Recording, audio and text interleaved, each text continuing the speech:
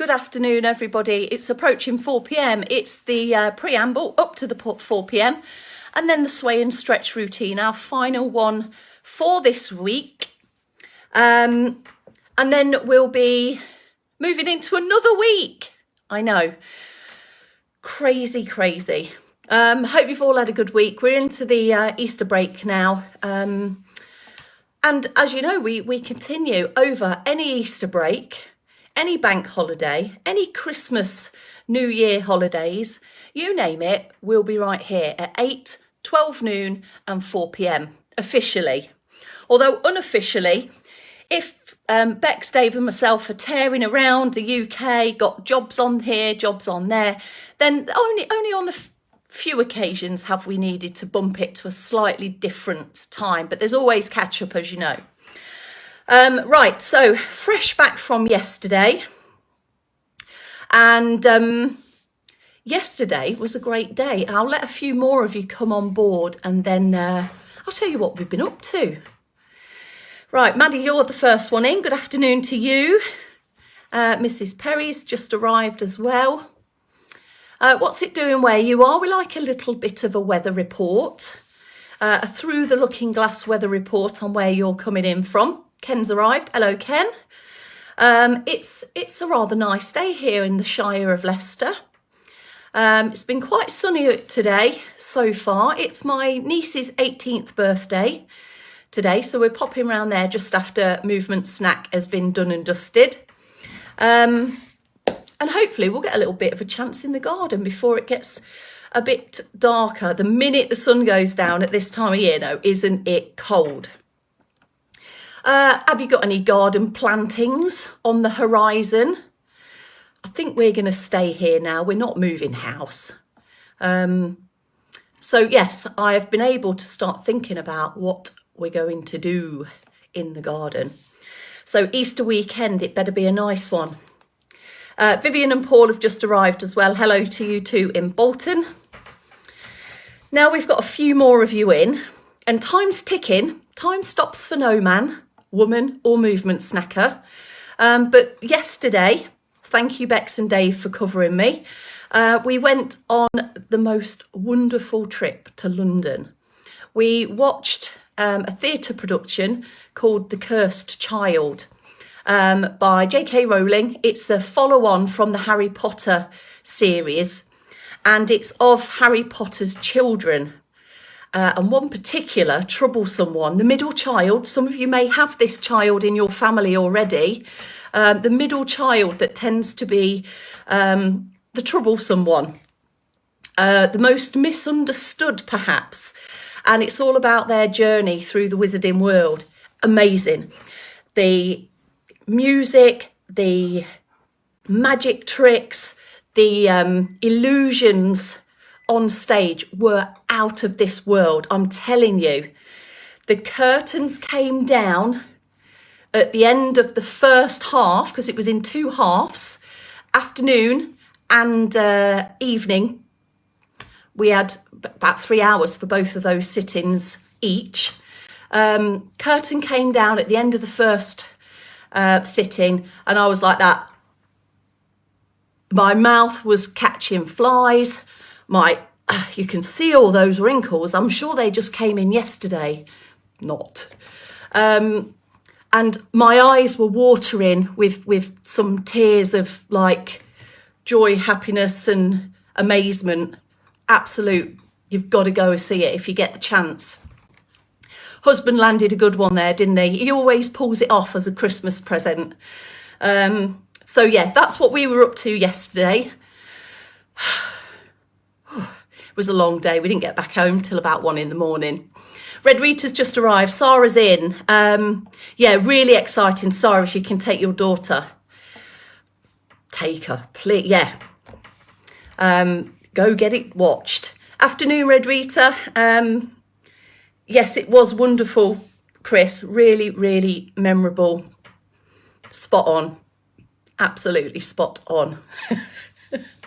I'm still in a bit of awe about it, to be honest. Right, how are we doing for time? We've got our final sway and stretch slot of the week. Right, Vivian's just telling me what's going on in your neck of the woods. Sunny with a cold breeze, and Paul's at a friend's watching footy. I think Leicester have played this afternoon, haven't they? Oh, not that any of you lot would really care about Leicester, apart from maybe Bridget. She's from down the road from me. Anyway, shall we get going? Is it time? Let me take a deep breath and then we'll go. 3, 2, 1. Good afternoon and welcome. You're with me, Kelsey Leverton, for this 4 p.m. movement snack, the lines, sway and the stretch. And today is Sunday, the 10th of April, 2022. Shall we get ourselves set up and then we can set off into this movement snack? Hello, Carol Kent, you've just made it.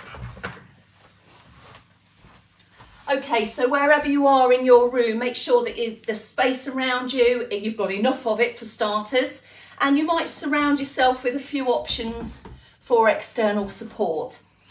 You might be in-seated all the way through this movement snack, or you might choose to come into seated at some point.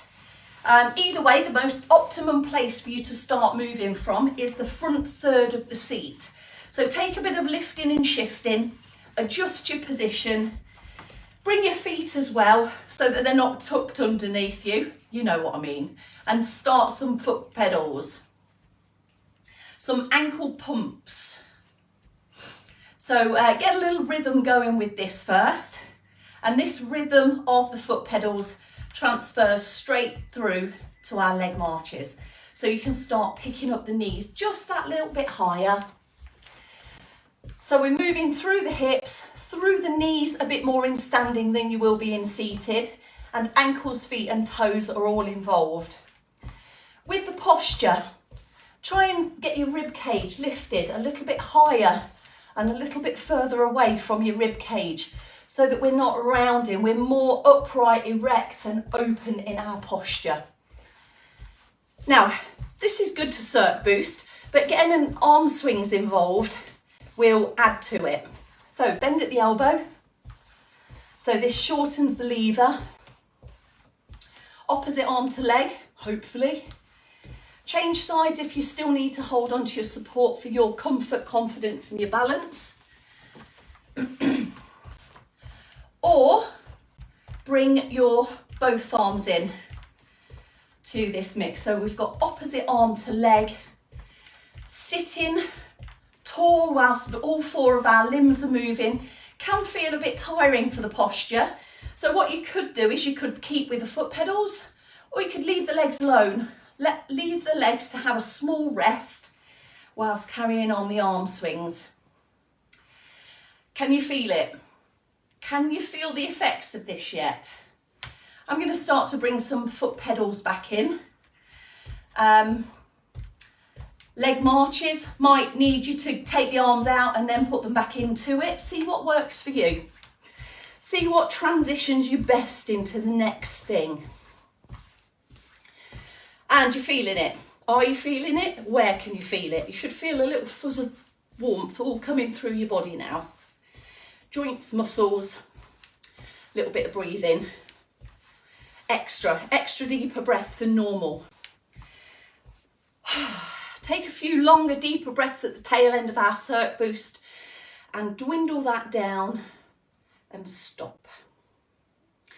All right, so our sway routine. We had a horse, didn't we? We had a figure of 8, a snake chewing its own tails, the Ouroboros, and then we had the waterfalls to finish off our drawing of lines. Work with one arm at a time if you feel you need to hold on to your support. Work with or without the legs joining in the upper body movement. And seated, it's pretty much the same, but with a shift, you'll be shifting from one side of the buttock to the other. Okay, so here we go with our first part. So we draw the head, come down the mane and the back, over the bottom of the horse and flick out. And then back through to the head. Let's take that again. And you can loosen your knees in a little bit so you're a bit more fluid through the body. Let's take a shift and a sway, if you're including that, and then get our snake eating its own tail. If you need to add in your holding on support here, then of course you can do. We're bringing ourselves back to this middle. Breathe in. Breathe out through the waterfall. Trickling your fingers down. Softness into the knees and relax there. That's one side done. Let's have a look at our second side. So I'm going to keep some looseness and a little bit of more movability into my lower body rather than keeping it rigid throughout the horse drawing line. So off we go. A little bit of a knee bend there for me.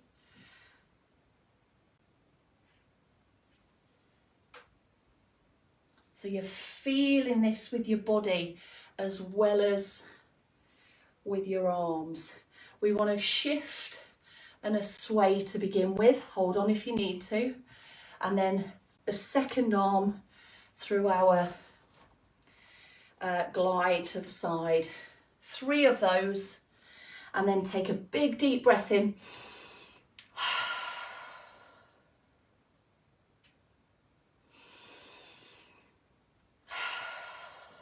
There we go. All right, we're going to do that a couple more times through. So I'm going to join to do one side in seated, and then I'll be back on my feet to do the other side in standing. Feet are planted, comfortable distance apart. Are we ready to draw the first line of our horse from one side down the mane, the back, the bottom and the tail, and then back up and over. Take that a second time through. And then we can start our sways to the side without the arms to start off with, and then add it in. So I guess we're doing 4 sways on each side, but just 3 of those with the arm movements. Get ready, breathe in, lift, tall, and sink the arms, float them back down, trickling the fingers. Now here I'll come into standing. You can stay where you are, of course, for our second side of our lines. You might want to be moving a bit slower just to get a little bit more extra artist detail in there, and start to shift. Just let those arms come back down, and we're on to the other side with the snake eating its own tail. The never-ending cycle of movement snacking. I might have done a 4th one there. Breathe in, huff that breath away, and breathe in deeply. Breathing out even deeplier. There we go. Bring your feet back in underneath you. Just give your feet a bit of a pedal off if you like. Bit of a wiggle and a move around in your shoes. Shall we head into those upper body stretches first? So stand up or sit down, take your pick. Have a look at both first to decide where you might want to be. Hands on the side of your hips like you got them in your pockets of your new jeans, look. Squeeze your shoulder blades together. To increase that stretch, you might want to hold your hands together and try and push the palms of your hands away from your body.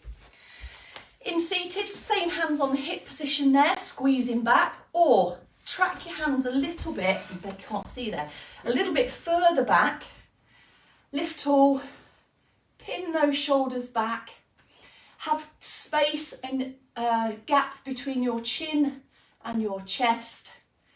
The neck is long, the spine is long, and our muscles in our chest and fronts and shoulders are getting longer. Helping with any reaching behind that we may need to do during our tasks of getting on in life. Breathe, even though that you're holding the stretch as still as it can be. Relax out of it.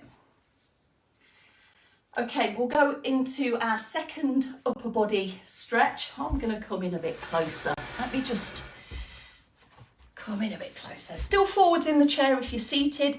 Standing, you might want to go with those legs a little bit wider apart.